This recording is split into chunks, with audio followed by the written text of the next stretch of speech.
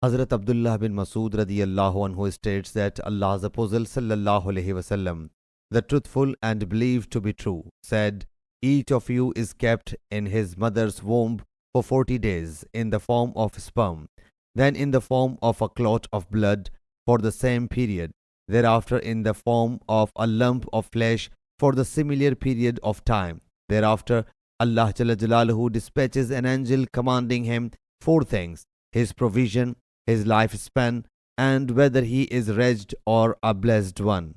Hence, by Allah Jalla Jalaluhu, someone of you or a man performs his deeds befitting the hell-bound people until there remains a distance of two outstretched arms or a cubit between him and hell, but the predestination prevails over him. Hence, performing the deeds of the paradise-bound people enters it. A man performs the deeds of the paradise-bound people until there remains a distance of 1 or 2 cubits, but the predestination overcomes him, and he performing the deeds of the hell-bound people enters it. Adam, the transmitter, says only a distance of 1 cubit. Sahih Bukhari, Hadith number 6594.